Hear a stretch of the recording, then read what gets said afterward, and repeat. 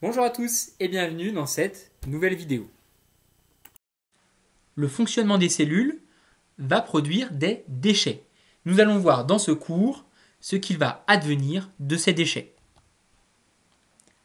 Ce cours sera présenté sous forme de démarche scientifique. Après avoir proposé un problème, nous proposerons des hypothèses. Nous vérifierons ces hypothèses grâce à une activité de recherche. Nous obtiendrons des résultats qu'il faudra interpréter avant de conclure. Cette conclusion répond au problème et permet de valider ou non les hypothèses. Le fonctionnement des cellules produit des déchets, nous venons de le dire en introduction, le dioxyde de carbone, l'urée, l'acide urique.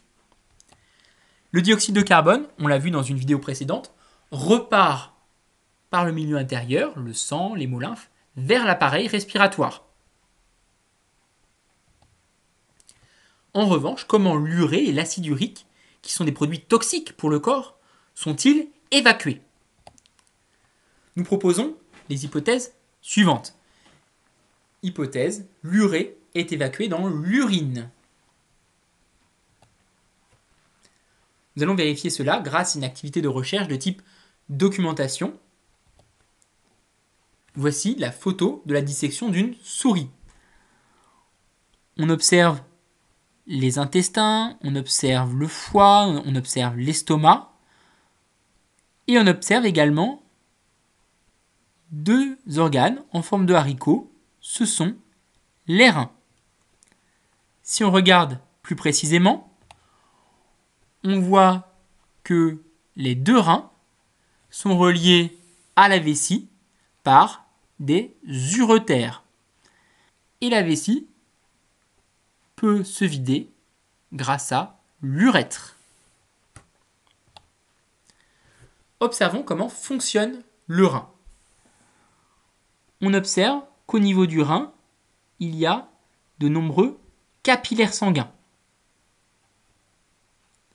Il y a donc du sang qui entre vers le rein et du sang qui sort de ce rein. Nous allons mesurer les différentes substances qu'il y a dans le sang qui rentrent et les différentes substances qu'il y a dans le sang qui sort. Voici les résultats que nous obtenons. Dans le sang qui rentre dans le rein, il y a 920 grammes par litre d'eau. Il y a 910 grammes par litre d'eau dans le sang qui sort du rein. Il y a donc un peu d'eau qui est restée dans le rein.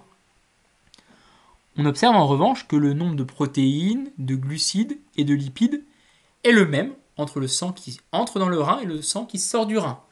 Cela signifie que le rein ne va pas prélever de protéines, de glucides ou de lipides. En revanche, on remarque que l'urée et l'acide urique étaient contenus dans le sang qui entre dans le rein et ne sont plus contenus dans le sang qui sort du rein. Cela signifie que le rein a gardé l'urée et l'acide urique.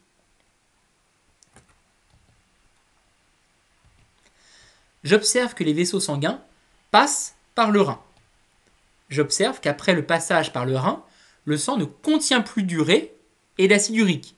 Il a perdu également un petit peu d'eau, un tout petit peu. J'en déduis que le rein filtre le sang.